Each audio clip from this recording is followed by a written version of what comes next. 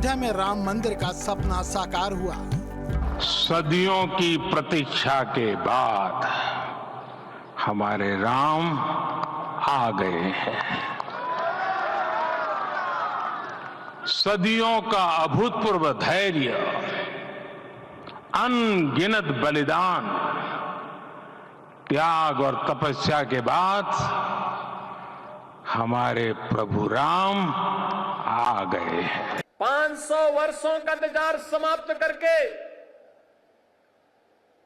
500 वर्षों का इंतजार समाप्त करके एक बार फिर से रामलला अपने धाम में, अपनी जन्मभूमि में विराजमान होकर के दुनिया के अंदर पीड़ित और प्रताड़ित लोगों को संदेश दे गए हैं कि कभी भी अपने पथ से विचलित मत होइए, संघर्ष का रास्ता अपनाइए, सफलता जरूर प्राप्त करेगी, सफलता जरूर प्राप्त होगी। जिसके अनुसार जन्मभूमि को पहचान कर महाराजा विक्रमादित्य ने भव्य मंदिर का निर्माण कराया। ईसा की 11वीं शताब्दी में कन्नौज नरेश जयचंद अयोध्या आया और उसने मंदिर के गोपुर में लगी विक्रमादित्य की प्रशस्ति शिला को उखाड़ फेंका और अपनी प्रशस्ति लगा दी। हालांकि मोहम्मद गोरी के आक्रमण से पृथ्वीराज के बाद जयचंद का भी अंत हो गया और उसके बाद भारत में मुगलों का प्रवेश हुआ। 16वीं सदी में भारत में बाबर की सेना प्रवेश कर चुकी थी। उस समय अयोध्या में जन्मभूमि महात्मा श्याम जी महाराज के अधिकार में थी, जो सिद्ध पुरुष थे, जिनसे प्रभावित होकर ख्वाजा कबल अब्बास मूसा और उनके बाद आए फकीर जलाल शाह उनके शिष्य बनकर रहने लगे। ऐसा कहते हैं कि जब दोनों को अयोध्या के महत्व का पता चला तो इन दोनों पर जन्मभूमि को खुर्द मक्का सिद्ध करने की सनक सवार हुई। दूर देशों से जावेदानी जिंदगी यानी मुक्ति पाने के उद्देश्य से मुसलमानों के शव अयोध्या लाकर दफनाए जाने लगे, जिसके बाद इन दोनों की नजरें जन्मभूमि मंदिर पर थीं। फतेहपुर सीकरी में राणा सांगा के हाथों पराजित होने के बाद बाबर ने अयोध्या आकर जलाल शाह की शरण ली। जलाल शाह ने बाबर को मंदिर तोड़कर मस्जिद बनवाने के लिए बाध्य किया। बाबर ये काम अपने वजीर मीर बाकी खां को सौंपकर दिल्ली लौट आया। मंदिर का तोड़ा जाना तय हो चुका था।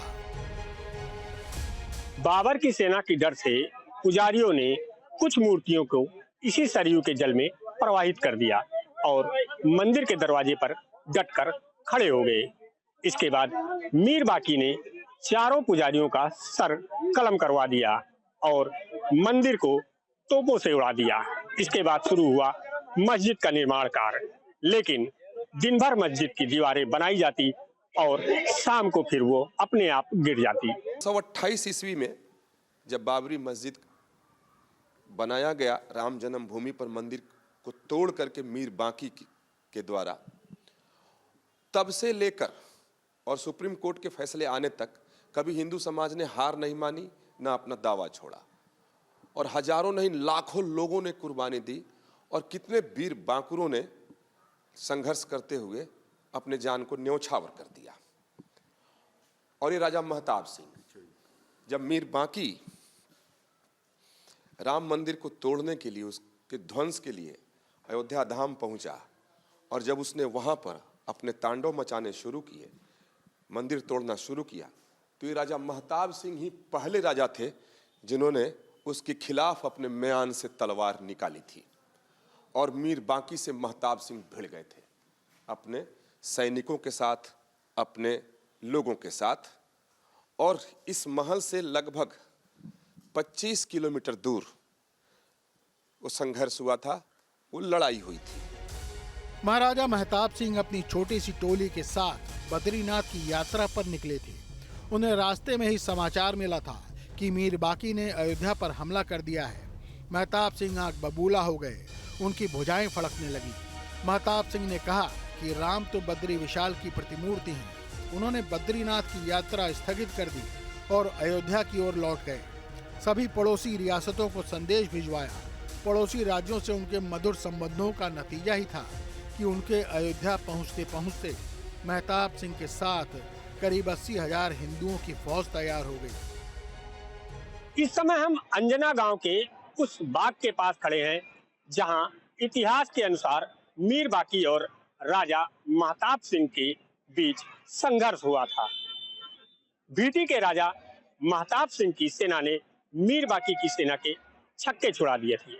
क्योंकि राजा महताब सिंह धार्मिक विचारधारा के थे, इसीलिए उन्हें कतई इस बात मंजूर नहीं थी कि उनके सूरवंशी भगवान के मंदिर को कोई हाथ भी लगाए।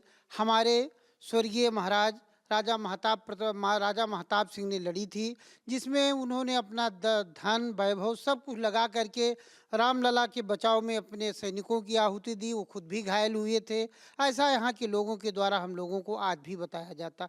जो वयोवृद्ध लोग इस क्षेत्र के समाज के रेयर केस में बचे हुए हैं, उन लोगों ने हम लोगों को 94-95 में बताया था कि राम जन्मभूमि की पहली लड़ाई हमारे महाराज जी के वंशज राजा महताब प्रताप सिंह जी ने लड़ी थी। आज हम उस दौर के एक ऐसे वीर योद्धा की कहानी बताने वाले हैं जब बाबर की सेना ने अयोध्या पर आक्रमण किया था। जी हां, मैं बात कर रहा हूं अयोध्या के पास के सनेथु गांव के रहने वाले वीर योद्धा देवीदीन पांडे की। दरअसल 1527 के आसपास जब बाबर की सेना ने अयोध्या पर आक्रमण किया तो कर्म से पुरोहित थे देवीदीन पांडे जी। उन्होंने आसपास के गांव के लोगों को इकट्ठा किया, एक सेना बनाई और उस सेना के साथ उन्होंने बाबर के सेनापति मीर बाकी की सेना पर धावा बोल दिया। कहा जाता है कि देवीदीन पांडे ने अकेले ही 700 मुगलों को मार डाला और जिस तलवार से उन्होंने वो लड़ाई लड़ी, जिस तलवार से उन्होंने मुगलों का खात्मा किया, वो तलवार आज भी उनके गांव में, सनेथु गांव है, वहां पर वो तलवार रखी हुई है। ये देखिए, चूंकि इनके परिवार के लोगों का कहना है तकरीबन 6ठी या 7वीं पीढ़ी होगी देवीदीन पांडे की, और उनका पूरा परिवार इसी गांव में अब रहता है, सनेथु गांव में, और वो तलवार आज भी इस गांव में रखी हुई है। हालांकि इस युद्ध में हार क्षत्रियों की हुई। मीर बाकी के एक सैनिक की तरफ से फेंकी गई ईंट देवीदीन पांडे के सिर पर लगी, फिर भी वो कपड़ा बांधकर लड़ते रहे। बाद में उनकी मौत मीर बाकी की गोली से हुई। उनके गांव में आग लगा दी गई। कहानी क्या है? यही है कि जब मीर बाकी ने धावा बोला मंदिर पर तोड़ने के लिए, तो इनको पता लगा। तो यहाँ के पुरोहित थे सूर्यवंशियों के, और सूर्यवंशी भगवान राम भी थे, तो इसलिए सब पूरी सूर्यवंशियों की सेना लेकर के सेना चढ़ाई किए। तो 7 दिन लगभग युद्ध चला। 7 दिन युद्ध चलने के बाद 700 लगभग बाबर के सैनिकों को मारा अकेले बाबा जी ने। बाबर ने स्वयं अपने तुर्क बाबरी में लिखा है, गजेटियर में भी लिखा है। इतिहास भी हमारे पूर्वज भी ऐसे सब बताते थे, बाबा बताते थे, पिताजी बताते थे। इसके बाद जब इतिहास खंगाला गया तो बुक में भी निकला।